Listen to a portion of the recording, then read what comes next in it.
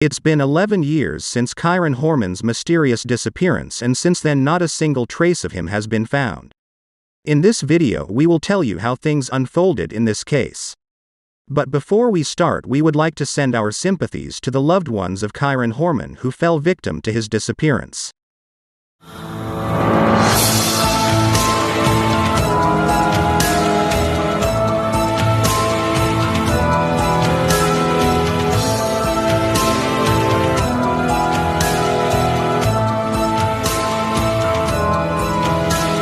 Kyron Horman was a second grader at Skyline Elementary School in Portland, Oregon. If you saw Kyron, you would see a small boy with a huge smile, an oversized graphic t-shirt that nearly swallowed him, two goofy front teeth, and a pair of metal-framed glasses. Kyron had relatively poor vision, unlike most second graders, but it didn't stop him from seeing and enjoying the world around him. If you peeked through Kyron's glasses, you'd see constant trips to aquariums, zoos, forests, and beaches.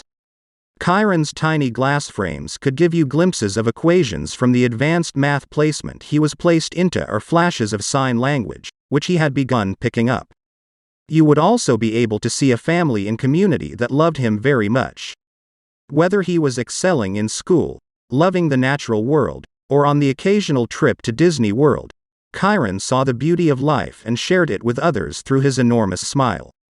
June 4, 2010 was anything but a normal day for Kyron, because that day he got to present his trifold science project about red tree frogs at his elementary school.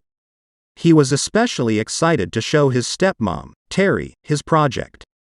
However, she could only see it if she and Kyron got to school several hours before school started, and she borrowed Kyron's dad's truck to bring Kyron's trifold home. So, she did just that. The science fair that Kyron would present his work at didn't start till 1 p.m., but Kyron and Terry arrived at Skyline Elementary with Kane's truck at 8 a.m. as planned. In fact, Kyron and Terry are seen in front of Kyron's exhibit at 8:15 a.m. by the PTA president Gina Zimmerman. At 8:45 a.m. Terry watches Kyron walk toward his classroom before she leaves Skyline Elementary School, without Kyron's science project. Strangely, a Skyline Elementary School student remembers seeing Kyron near the school's south entrance at 9 a.m. This is the last time Kyron is seen alive by anyone. Skyline classes are in session at 10 a.m. but Kyron isn't in attendance, prompting his homeroom teacher, Christina Porter, to mark him as absent. After watching Kyron walk towards his classroom, Terry left Skyline Elementary without Kyron's science fair project, which was the purpose of borrowing Kane's car in the first place, and runs errands between 10:10 a.m. and 11:39 a.m. These errands included going to 2 grocery stores and driving her daughter around in the truck to alleviate the pain of her daughter's ear infection until her medicine kicked in.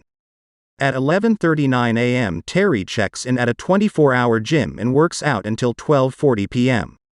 Later, Terry posts a picture taken early that morning of Kyron and his science fair project on Facebook at 1:21 p.m. At 3:30 p.m., Terry and Kane, Kyron's father, meet the school bus and learn that Kyron has been absent from school all day, which prompts Susan Hill, the school's secretary, to call 911 to report Kyron missing. Police arrive on the scene 45 minutes later.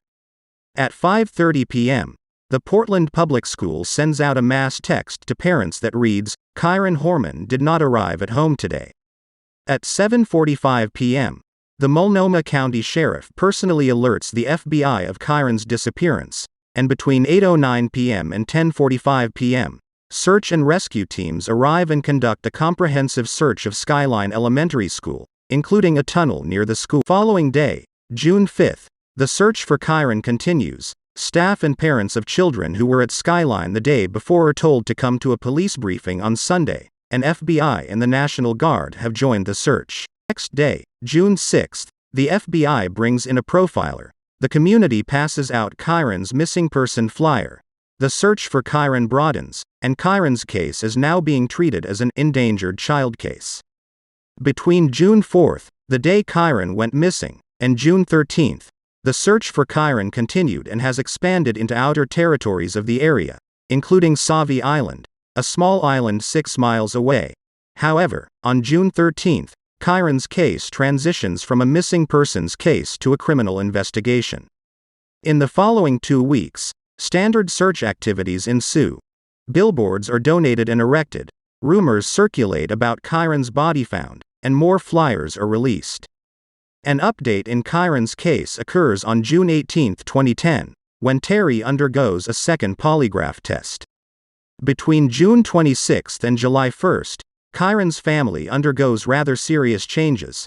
During this week, 2 911 calls are made from the Horman residence, the first evening call reporting a threat and the second night call regarding a custody issue, and Kane takes his daughter and moves out of the home. 2 days later, Terry denies allegations of Kane moving out with his daughter. The Multnomah County Sheriff's Office releases a statement that the Horman family is cooperating. Terry's name is not mentioned on this document, and media speak about a potential divorce between Terry and Kane. The following day, June 29, a judge seals an order of protection against Terry, and 2 days later, Kane files for divorce, gaining full custody of his daughter. Terry is only allowed to communicate with Kane's daughter via letters and is banned from Skyline Elementary. Terry's activities characterize the month of July, 2010. A landscaper report to the Oregonian that Terry attempted to hire him as a hit man. Terry moves out of Kane's house, and law enforcement applies pressure onto Terry's friends, even searching the house of Dee Dee Spitzer, a friend of Terry's who was unaccounted for some time the day Kyron went missing. During the month of August, 2010, witnesses, Skyline administration and staff, as well as family and friends, including Desiree, Kyron's mother, Tony Young, his stepfather, and Kane, testify in Multnomah County Circuit Court.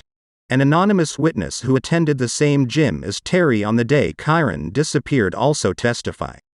Searches for Kyron are still ongoing. Kyron's search effort was the most extensive search in Oregon's history, with the assistance of over 1,300 residents of Oregon and surrounding states. Yet, no one has been arrested or held responsible for the disappearance of Kyron Horman. Law enforcement officials have never named an official suspect.